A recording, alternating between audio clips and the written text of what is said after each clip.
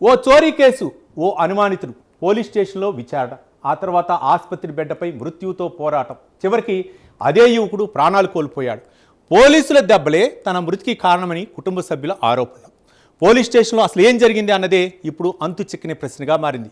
మణికంఠకు గాయాలు ఎలా అయ్యాయి, విచారణ పేరుతో ఏం జరిగింది, సాలూరు పోలీస్ స్టేషన్ నుంచి మొదలైన ఈ కథ విశాఖ ఆసుపత్రి వరకు ఎలా వెళ్ళింది, చివరకు యువకుడి ప్రాణం ఎందుకు పోయింది? Let's watch.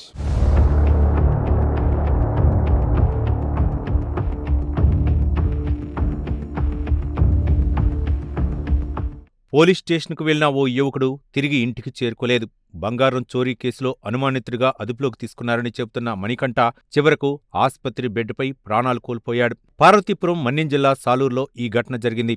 పోలీసుల దెబ్బల కారణంగానే తన కుమారుడు మృతి చెందాడని కుటుంబ సభ్యులు ఆరోపిస్తున్నారు. విచారణ పేరుతో మణికంఠను పోలీసులు కొట్టారని కుటుంబ సభ్యులు ఆరోపిస్తున్నారు. అయితే ఈ ఆరోపణలకు సంబంధించి పోలీసులు అధికారిక వివరణ ఏంటి, మణికంఠను ఎప్పుడు అదుపులోకి తీసుకున్నారు, ఎంతసేపు పోలీస్ స్టేషన్లో ఉంచారు అన్న వివరాలు పూర్తిగా బయటకు రావాల్సి ఉంది. కుటుంబ సభ్యుల ఆరోపణల ప్రకారం పోలీసుల దెబ్బలతో మణికంఠ తీవ్రంగా గాయపడ్డాడు. పరిస్థితి విషమించడంతో విశాఖలోని మెడికవర్ ఆసుపత్రిలో చికిత్స అందించారు.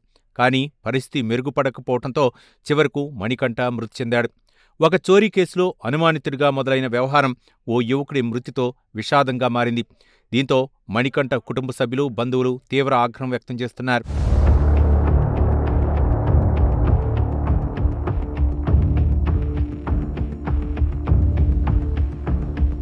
ఈ ఘటనలో అసలు దర్యాప్తు చేయాల్సిన అంశం మణికంఠకు గాయాలు ఎలా అయ్యాయన్నదే.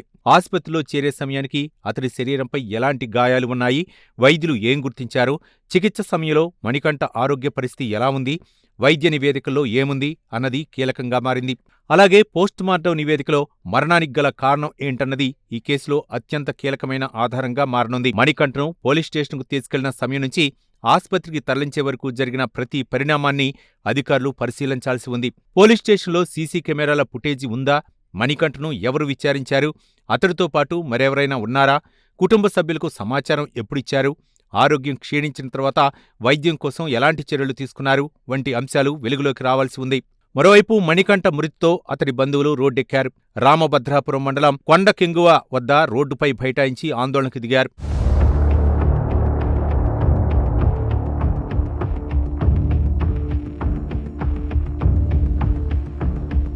పోలీసుల వల్లే మణికంఠ మృతి చెందాడని ఆరోపిస్తూ న్యాయం చేయాలని డిమాండ్ చేశారు. దీంతో ఈ ఘటన స్థానికంగా ఉద్రిక్తతకు దారితీసింది. ఒకవైపు యువకుడి మృతి, మరోవైపు పోలీసులపై తీవ్రమైన ఆరోపణలు.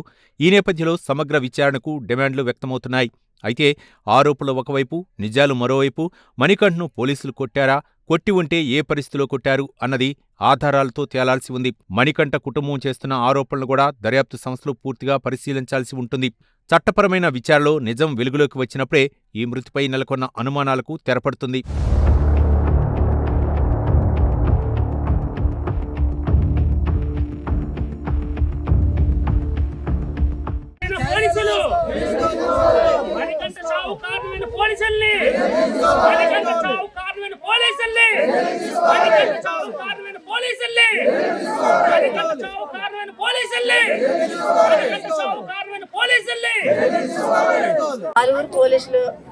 సాలూరు పోలీసులు పట్టడం వల్ల నా కొడుకు చెల్లిపోవడం కారణం పోలీసులు.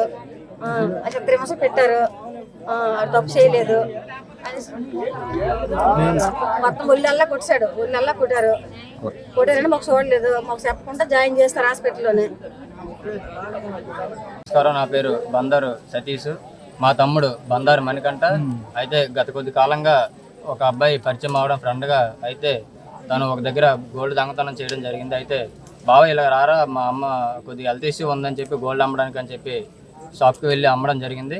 ఆ అమ్మే క్రమంలో మా తమ్ముడు వాడి అకౌంట్ అవ్వడం జరిగింది. వాడి అకౌంట్లో 3,57,000 పడడం జరిగింది. అయితే వాడు ఎక్కడో గోల్డ్ దొంగలు అబ్బాయి ఫ్రెండ్ అయితే ఎవరైతే ఉన్నారో ఆ అబ్బాయి ఎక్కడో గోల్డ్ దొంగతనం చేశారని 3 నెలల తర్వాత సాలూరు పట్టణ పోలీసు ఆఫీసర్కి తెలిసింది. అయితే A1గా ఫ్రెండ్ అనే అబ్బాయిని, A2గా మా తమ్ముడిని ఈ కేసు నమోదు చేయడం జరిగింది. అయితే కేసు నమోదు చేసే క్రమంలో మా తమ్ముడిని మాకు తెలియకుండా తీసుకెళ్ళి చిత్రహింసలు చేసి 3 రోజులు మాకు స్టేషన్లో దాచి మాకేం చెప్పకుండా తనతో మాట్లాడించకుండా వెళ్ళి గవర్నమెంట్ హాస్పిటల్లో జాయిన్ చేశారు.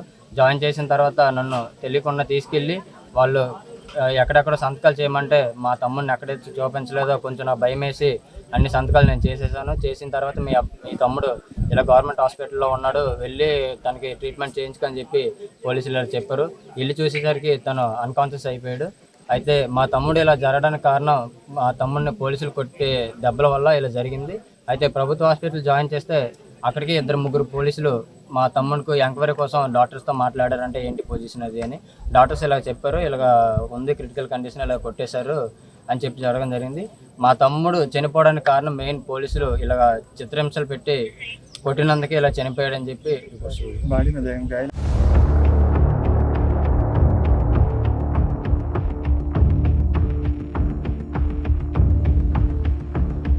పోలీస్ స్టేషన్లో మొదలైన ఈ వ్యవహారం చివరకు ఓ యువకుడి ప్రాణాన్ని బలి తీసుకుంది. మణికంఠ మృతిపై కుటుంబం చేస్తున్న ఆరోపణలు ఇప్పుడు నిష్పక్షపాత దర్యాప్తుతో తేలాల్సిన నిజాలుగా మారాయి. సీసీటీవీ ఫుటేజ్ నుంచి వైద్య నివేదికల వరకు ప్రతి ఆధారం బయటకు వస్తేనే ఈ మృతికి అసలు కారణం వెలుగులోకి వస్తుంది.